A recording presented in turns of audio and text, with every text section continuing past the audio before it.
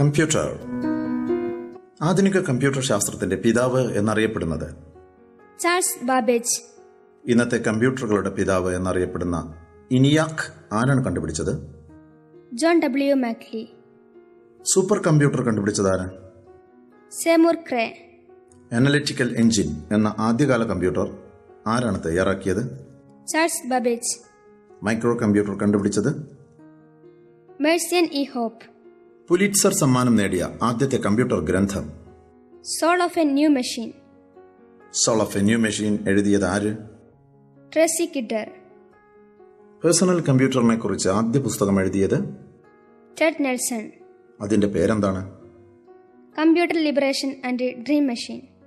ആദ്യത്തെ കമ്പ്യൂട്ടർ മാസിക computers and automation. Apple computers സ്ഥാപിച്ചതാര്? Stephen Wozniak, Steve Jobs. Commercial രംഗത്ത് ഏറ്റവും വിജയകരമായ കമ്പ്യൂട്ടർ ഏത്? Apple second. ആദ്യത്തെ റിയൽ ടൈം കമ്പ്യൂട്ടർ വേൾവിൻഡ്. ആദ്യമായി പ്രോഗ്രാം നിയന്ത്രണത്തോടുകൂടി പ്രവർത്തിച്ച കമ്പ്യൂട്ടർ സൂസ് തേർഡ്.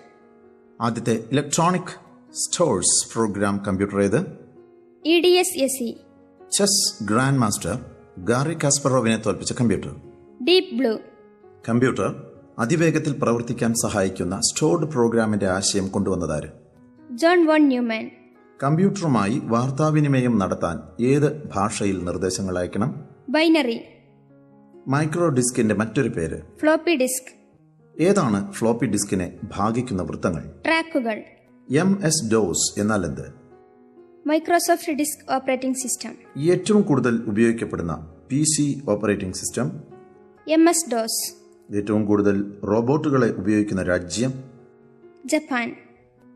പ്രോഗ്രാം നിർദ്ദേശങ്ങളെ വായിച്ച് വ്യാഖ്യാനിക്കുന്ന കമ്പ്യൂട്ടറിന്റെ ഭാഗം കൺട്രോൾ യൂണിറ്റ്. കമ്പ്യൂട്ടർ ചെയ്യുന്ന എല്ലാ പ്രവൃത്തികളും നിയന്ത്രിക്കുന്നത് സെൻട്രൽ പ്രോസസിംഗ് യൂണിറ്റ്.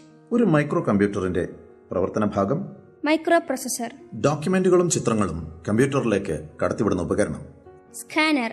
ആദ്യകാലത്ത് ഉപയോഗിച്ചിരുന്ന വേർഡ് പ്രോസസർ ഏതാണ്? Word star. കമ്പ്യൂട്ടറിൽ ഒരു ഡിസ്ക് ഉപയോഗിക്കുന്നതിനായി തയ്യാറാക്കുന്ന പ്രക്രിയ എന്താണ്?